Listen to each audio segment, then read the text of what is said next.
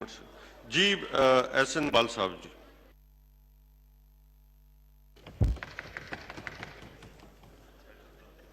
بسم اللہ الرحمن الرحیم. شکریہ جناب چیئرمین صاحب. میں آپ کا شکر گزار ہوں کہ آپ نے مجھے یہ موقع دیا.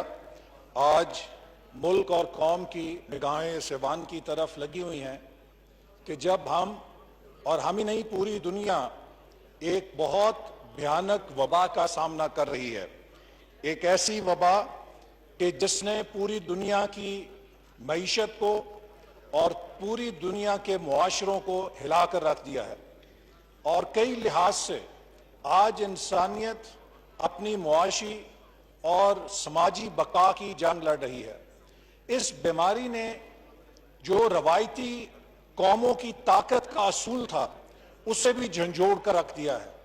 آج آپ دیکھ رہے ہیں کہ دنیا کی وہ سب سے بڑی سپر پاور جس کے پاس دنیا کے سب سے جدید ہتھیاروں کا اسلحہ ہے، آج وہ ایئر کرافٹ کیریئرز جو سمندر کے اندر دشمن پر ہیبت ڈالنے کے لیے کھڑے ہوتے تھے، آج وہ خود ہیبت کی تصویر پیش کر رہے ہیں، کیونکہ اس کے اندر جو افراد اس بیماری سے متاثر ہیں ان کا کوئی علاج نہیں ہے. آج سپر پاور کے میزائل، ٹینک اور جدید ترین لڑاکا طیارے تقریباً بے بس ہے وہ سپر پاور کہ اس ہتھیاروں کو اس بیماری کا مقابلہ کرنے کے لیے استعمال نہیں کر سکتی. اور آج اس سپر پاور کا بھی جو نظام صحت ہے وہ لڑکھڑا رہا ہے. اور دنیا میں ایک نئی بات سامنے آئی ہے کہ قوموں کی طاقت صرف اسلحے کے ساتھ نہیں ہوتی، قوموں کی طاقت ان کے انسانی وسائل کے تحفظ کے ساتھ بھی ہوتی ہے. تو جتنا ضروری یہ ہے کہ قومیں اپنے اسلحے کے اوپر پیسہ خرچ کریں، اتنا ضروری یہ ہے کہ قومیں اپنے انسانوں کی بقا، ان کی صحت اور سلامتی کے لیے بھی وہ انفراسٹرکچر کھڑا کریں جس سے انہیں کوئی خطرہ محفوظ نہ ہو. اور اس کے اندر ہمارے لیے بھی بہت بڑی نشانی ہے. آج دنیا میں تقریباً کرونا کے مریضوں کی تعداد 4.5 ملین سے زیادہ ہو چکی ہے اور 3 لاکھ سے زیادہ اموات ہو چکی ہیں. اور پاکستان میں بھی 37,000 سے زیادہ مریض ہیں اور تقریباً 800 اموات ہو چکی ہیں، جو کہ چند ماہ پہلے سنگل ڈیجٹ کے اندر تھی. اور اب ماہرین یہ کہہ رہے ہیں کہ آنے والے ہفتوں میں خدا نہ خواستہ اس میں تیزی کے ساتھ اضافے کا خطرہ ہے، کیونکہ پاکستان تقریباً مئی کے اینڈ سے لے کر ستمبر کے شروع تک کسی وقت پیک کرے گا.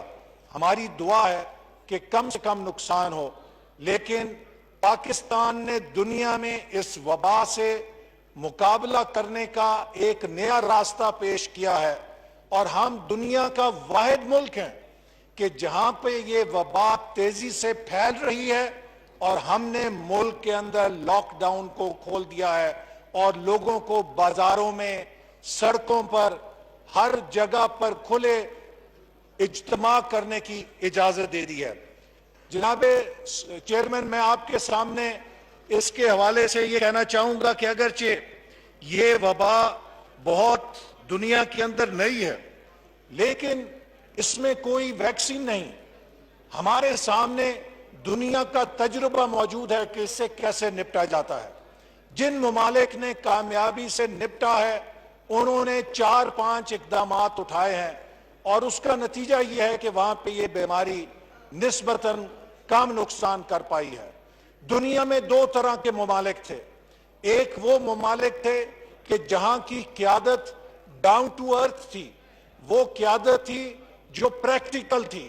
انہوں نے فوری طور پہ حفاظتی اقدامات لیے، انہوں نے اس بیماری کی سورسز کو آئیڈینٹیفائی کیا، ان سورسز کو بند کیا، ان راستوں کو بند کیا جہاں سے آ سکتی تھی. کنٹین کرنے کے ساتھ ساتھ انہوں نے پریونٹیو میجرز لیے، لاک ڈاؤنز کیے، سوشل ڈسٹنسنگ کی، ٹیسٹنگ کی اور ٹیسٹنگ کی اور لوگوں کے علاج پر توجہ دی. نتیجہ یہ ہے اس اگریسو پالیسی کے ساتھ وہ بیماری کا نقصان روکنے میں کامیاب ہو چکے ہیں۔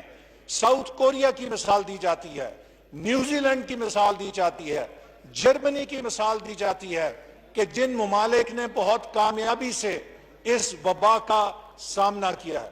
دوسری طرف وہ ملک تھے جن کی قیادت انا پرست تھی، جن کی قیادت مصنوعی اعتماد کے ساتھ کھڑی تھی کہ سب خیر ہے، کچھ نہیں ہوگا، دیکھی جائے گی۔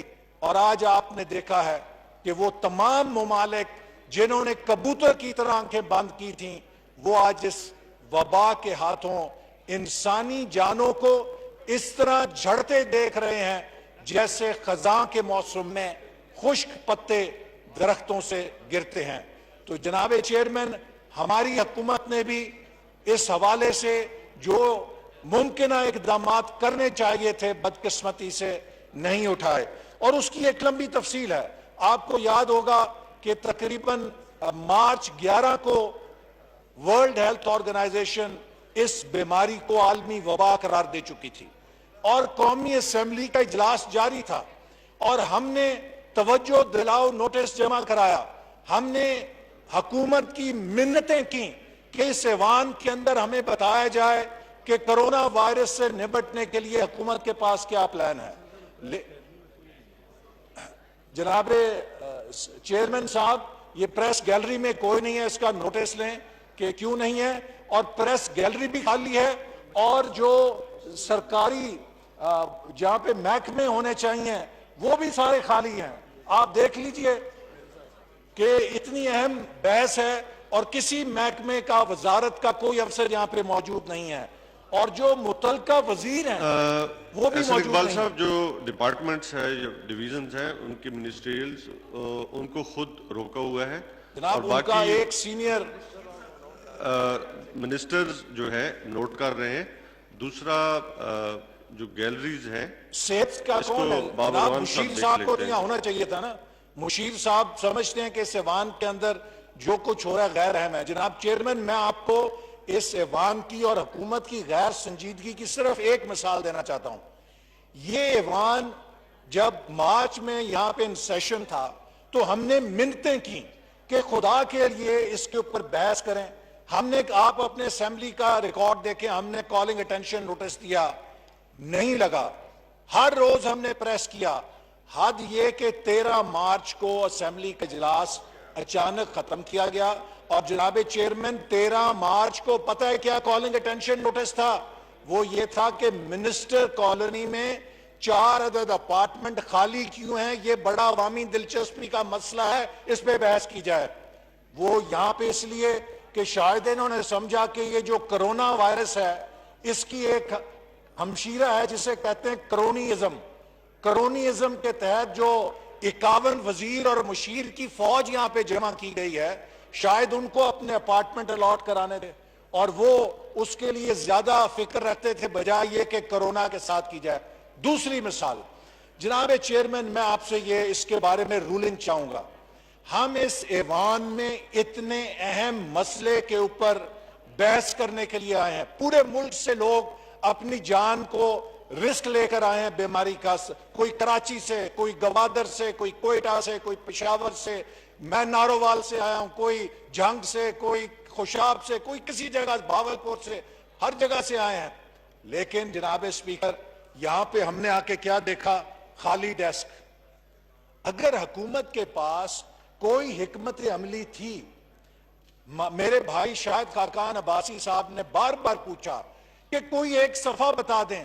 جناب چیئرمین، کیا اس ایوان کا یہ استحقاق نہیں تھا کہ یہاں پر بحث شروع ہونے سے پہلے ہمارے سامنے ڈیسک کے اوپر حکومت کی حکمت عملی کی کاپی ہوتی، حکومت کی کارکردگی جو اس حوالے سے اس کی کاپی ہوتی، تاکہ ہم اس کو پڑھتے، اس کے اوپر بحث کرتے، اس کے اوپر اپنی رائے دیتے۔ لیکن آپ کی مہربانی کہ یہ جو اسمبلی کا ایجنڈا ہے، اس کے کاغذ کے علاوہ یہاں پر کچھ نہیں ہے۔ تو میں اپنے شاہد بھائی کے ساتھ یہی کہنا چاہوں گا کہ ان سے کرونا پالیسی کا گلہ کیا کرنا۔ میں تو یہ پوچھنا چاہوں گا کہ کیا کوئی پالیسی ہے اس حکومت کے پاس؟ کیا کوئی معاشی پالیسی ہے؟ کیا کوئی صنعتی پالیسی ہے؟ کیا کوئی زرعی پالیسی ہے, کیا کوئی خارجہ پالیسی ہے, کیا کوئی سیکیورٹی پالیسی ہے؟ صرف ایک پالیسی ہے کہ اپنے چہیتوں کو, اپنے سوشل میڈیا کے جھیالوں کو جو گالیاں دیتے ہیں اپوزیشن کو, ان کو وزارتوں کے عہدے کیسے بانٹنے ہیں. جناب چیئرمین صاحب, اتنا شرمناک ہے کہ اگر آپ دیکھیں کہ جو پولیو کی انٹرنیشنل رپورٹ ہے, یہ میں چاہوں گا کہ آپ ریکارڈ کا حصہ بنائیں.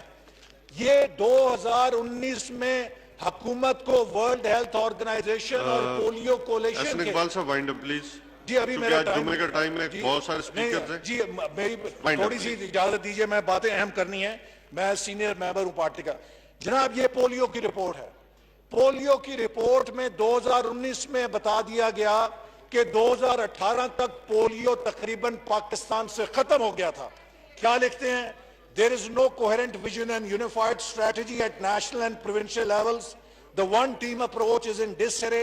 Trust among institutions and individuals must be rebuilt, focusing on the core goal of eradication and not using the polio program as a political football. دنیا کو پتہ لگ گیا کہ یہ اتنے اہم پروگرامز کو بھی سیاسی فٹ بال کی طرح استعمال کرتے ہیں, اور یہی حشر انہوں نے کرونا کے ساتھ کیا. کرونا کو بھی انہوں نے سیاسی پولیٹیکل فٹ بال کے طور پر استعمال کیا, جس کا آج ہم خمیازہ بھگت رہے ہیں. جناب اسپیکر, اسی طرح آج آپ اگر دیکھیے کہ اس کے ساتھ جو ہمارے کرائسس پیدا ہوا, ایک اپرچونٹی تھی کہ وزیر اعظم قوم کو اکٹھا کرتے. مجھے 5 منٹ دے, میں ختم کرتا ہوں. 5 منٹ نہیں, دیکھیے میرے ساتھ 2 منٹ کے اندر وائنڈ اپ 5 منٹ دیجئے, پلیز. ختم کرتا ہوں. تو جناب اسپیکر, باقی ڈراپ کرتے ہیں آپ 5 منٹ, لیکن 5 منٹ کے اندر وائنڈ اپ کریں. آج اسی طرح اگر آپ دیکھیے کہ اس کرائسس میں موقع تھا کہ حکومت اتفاق اور اتحاد پیدا کرتی. وزیر اعظم اپنی قیادت کا سکہ چمکا سکتے تھے کہ وہ سب کو اکٹھا کرتے, وہ پوری قوم کے پرائم منسٹر بنتے, لیکن انہوں نے اپوزیشن کے ساتھ بیٹھنے سے انکار کیا. چلیے اپوزیشن کے ساتھ نہیں بیٹھنا تو فیڈریٹنگ یونٹس کے ساتھ بیٹھ جاتے. سندھ کی حکومت کے ساتھ جس طرح کی کارروائی کی گئی وہ ریکارڈ پہ ہے. یہاں کے وزراء نے جا کے کرونا کے خلاف توپیں نہیں کھولی, سندھ کی حکومت کے خلاف کھولی ہیں. یہ جو محترمہ order in the house please. یہ جو محترمہ بولتی ہیں, مجھے کچھ پتا لگا تھا یہ شاید پروفیسر ہیں. احسن اقبال صاحب, آپ چیئرز کے, کچھ پروفیسرز تو بہت آداب جانتے ہوتے ہیں. آپ چیئر سے مخاطب ہوں. تو جناب باری, میں یہ کہتا ہوں کہ آج 22 ماہ ہو چکے ہیں, ہمارے پاس کوئی پالیسی حکومت کسی شعبے میں نہیں دے سکی ہے. 3 مہینے ہو گئے ہیں, ابھی تک کرونا کے اوپر حکومت کی کوئی پالیسی سامنے نہیں آ سکی کہ ہم نے کس طریقے سے اس کا سامنا کرنا ہے. اور اگر یہ اجلاس بلایا گیا تو آپ کو معلوم ہے کہ اس میں ہمارے سامنے اس وقت جب میں بول رہا ہوں کوئی حکومت کی دستاویز نہیں ہے. اس سے زیادہ غیر سنجیدگی کیا ہو سکتی ہے؟ تو جناب اس کی وجہ کیا ہے کہ یہ وزیر اعظم ایک انا کی کوہ کے اوپر بیٹھا ہوا ہے. نہ تجربہ کار ہے, لیکن نہ تجربہ کاری بھی گناہ نہیں ہوتی, لوگ سیکھ جاتے ہیں. لیکن اگر کوئی نااہل ہو تو وہ 100 سال بھی بیٹھا رہے, وہ سیکھتا نہیں ہے. یہاں نہ تجربہ کاری بھی ہے, نااہلی بھی ہے, اور انا پرستی بھی ہے, جس کی آج سزا قوم بھگت رہی ہے. میں پوچھنا چاہوں گا کہ اگر یہ پالیسی بننی تھی تو مشاورت ضروری تھی. کیا انہوں نے کسی سے مشاورت کی؟ نہیں. کیا انہوں نے ڈاکٹر سے, ماہر جو صحت ہیں, ماہرین صحت ہیں, تاجر, صنعتکار, مزدور, علماء, کسان جو اس سے متاثر ہوں گے, کسی سے بات چیت کرنے کی زحمت کی؟ نہیں. کیا انہوں نے قوم کو باخبر کرنے کی کوئی سنجیدہ کوشش کی؟ نہیں. کیا انہوں نے ماہرین کی بات سنی؟ چلو خود نہیں پتا تھا, ماہرین کی بات سن لیتے, وہ بھی نہیں. تو جناب چیئرمین, اب آپ مجھے بتائیے کہ کہاں ہے وزیر صحت؟ وزیر اعظم خود نہیں ہے, مشیر صحت بھی غائب ہیں. یہ ان کی سنجیدگی ہے. کہاں ہے وزیر داخلہ؟ وزیر داخلہ کو بتانا چاہیے تھا کہ جو انٹری پوائنٹس ہیں اس کے اوپر کیا انہوں نے کارکردگی کی ہے. کہاں ہے وزیر خزانہ؟ ایک طرف کہا جاتا ہے کہ بدترین اس کا اکنامک امپیکٹ ہے حکومت کے بقول، لیکن جو ریلیف کا پیسہ خرچ ہو رہا ہے، $5 ارب جو ہمیں ریلیف ملا ہے بین الاقوامی طور پہ، اس کو بھی خسارے کے اوپر اڑا دیں گے اور اس کے بعد ہم خالی ہاتھ ہوں گے۔ وزیر خزانہ کو یہاں ہونا چاہیے تھا، مشیر خزانہ ہوتے، وہ کہاں پر ہیں؟ کہاں ہیں؟ وزیر خارجہ یہاں پر ہیں، لیکن میں ان کو کہوں گا کہ مجھے خوشی ہوتی کہ یہ بجائے سندھ کو فتح کرنے کی ہمیں یہ ڈیڈ لائن دیتے کہ جو اوورسیز پاکستانی سعودی عرب میں پھنسے ہوئے ہیں، امارات میں پھنسے ہوئے ہیں، یورپ میں، امریکہ میں، چین میں، دیگر ملکوں میں، کہ میں کھڑے ہو کے اعلان کرتا ہوں کہ عید سے پہلے ہم چارٹر جہاز چلائیں گے، ان کو لے کر آئیں گے۔ جناب والا، میں مطالبہ کرتا ہوں وزیر خارجہ سے، اگر پی آئی اے کے پاس جہاز نہیں ہے تو جہاز چارٹر کریں۔ ہر وہ پاکستانی جو بیرون ملک سے عید اپنے گھر والوں کے ساتھ کرنے کے لیے واپس آنا چاہتا ہے، اس کو یہ موقع دیں کہ وہ پاکستان واپس آ سکے۔ ہنگامی پلان بنائیں، درجنوں نہیں تو سینکڑوں فلائٹیں چلائیں اور پاکستانیوں کو واپس لے کر آئیں، اس لیے کہ ہر خوددار ملک نے اپنے لوگوں کو ایویکیویٹ کیا ہے اور وہ ہفتوں کے اندر ان کو اپنے ملک کے اندر لے کر گئے ہیں۔ لیکن یہاں پر حکومت ہو تو ہم اسے کہیں، حکومت تو ہے نہیں، لگتا ہے ملک آٹو پائلٹ پہ چل رہا ہے۔ اور جناب روزانہ کیا ہوتا ہے، ایک ایک کر کے ہر شعبہ ناکام ہو رہا ہے۔ اور میں ایک بڑی اہم بات کرنا چاہتا ہوں کہ اب اس حکومت نے نیا وتیرہ پکڑا ہے، خود حکومت چلتی نہیں ہے، ریاستی اداروں کے بندے ادھار لے رہے ہیں کہ آ کے ہمارا ملک چلا دو۔ بھئی اس وقت پاکستان سیکیورٹی کے بدترین بحران سے گزر رہا ہے، لو انٹینسٹی کانفلکٹ ہم پہ ڈالا ہوا ہے۔ ہماری شہادتوں کو دیکھیں، لائن آف کنٹرول پہ، ویسٹرن بارڈرز پہ آپ سیکیورٹی کے اداروں کو اپنا کام بھی نہیں کرنے دینا چاہتے اور ان کو بھی چاہتے ہیں کہ وہ آپ کی مدد کریں۔ خدا کے لیے سیکیورٹی کے اداروں کو ملک کے دفاع کا کام کرنے دو، اپنا کام خود کرو۔ اور یوں کرنے سے ان کو بدنام کر رہے ہو بڑی چلاکی کے ساتھ کہ دیکھو حکومت ہم تو نہیں چلا رہے تھے، حکومت تو وہ چلا رہے تھے، ہم کیا کریں۔ یہ میں ایز پاکستانی اس پہ احتجاج کرنا چاہتا ہوں کہ یہ اپنی ناکامی کا بوجھ، اپنی ناتجربہ کاری کا بوجھ ہمارے قومی اداروں کے اوپر پھینکنا چاہتے ہیں۔ تو جناب اسپیکر، آنے والے ہفتوں میں تیزی سے اس کا جو وبا کا اضافے کا خطرہ ہے، میں ان کو تجویز دوں گا کہ ہیلتھ انفراسٹرکچر کو فوری طور پہ بیف اپ کریں۔ اسی طرح اگر عوام کو ریلیف دینا ہے تو فوری طور پہ پنجاب کے اندر لوکل گورنمنٹس کو بحال کریں جن کو غیر قانونی طور پہ پی ٹی آئی کی حکومت نے برطرف کیا ہے، چونکہ لوکل گورنمنٹس عوام کے ساتھ ہوتے ہیں۔ این ایف سی اور 18ویں ترمیم جیسی بحثوں کو بند کریں۔ جناب چیئرمین، آپ نے دیکھا کہ سندھ نے این ایف سی ایوارڈ کو مسترد کر دیا، کیوں کہ انہوں نے صدر سے ایک اور غیر آئینی کام کرایا۔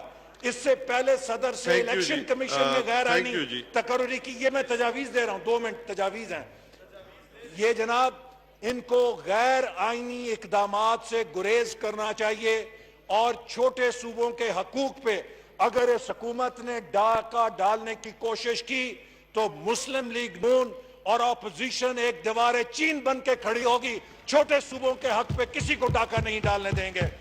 اسی طرح جناب میں مطالبہ کرتا ہوں جتنا ریلیف آیا ہے باہر سے اس کے فنڈز اس ایوان کے اندر پیش کیے جائیں۔ میں مطالبہ کرتا ہوں اس ایوان کی کمیٹی بنائی جائے جو ڈیلی بیسس پہ کرونا کے اوپر جو کام ہو رہا ہے، جو ریلیف ہو رہا ہے، اس کی مانیٹرنگ کرے اور ان ممبروں کو وہ رپورٹ پیش کرے۔ میں مطالبہ کرتا ہوں کہ ملک کے اندر ایجوکیشن ایمرجنسی نافذ کی جائے۔ یہ جو جناب بات کی جاتی ہے آن لائن ٹیچنگ ہو رہی ہے، آپ مجھے بتائیے پاکستان کے کتنے لوگ آن لائن ٹیچنگ کر سکتے ہیں؟ غریبوں کے پاس آن لائن ٹیچنگ نہیں ہے۔ حکومت فوری طور پہ ایمرجنسی پلان بنائے، ان چھٹیوں کے دوران ٹیچرز کو ٹرین کیا جائے تاکہ جو وقت کا نقصان ہوا ہے غریبوں کے بچوں کو جب سکول موسم گرما کی تعطیلات کے بعد کھلیں گے کس طریقے سے ہم نے ان کو کیچ اپ کرانا ہے، اس کے لیے ٹیچرز کی ٹریننگ کا ایک ایمرجنسی پروگرام بننا چاہیے۔ جناب اسی طرح میں یہ بات بھی کہنا چاہتا ہوں کہ اکنامک ریلیف دینے کے لیے पेट्रोल और डीजल की कीमत 50 रुपए फी लीटर फौरन की जाए। हमारे किसानों को रिलीफ मिलेगा। 50 रुपए डीजल के ऊपर भी हुकूमत मुनाफा कमाएगी।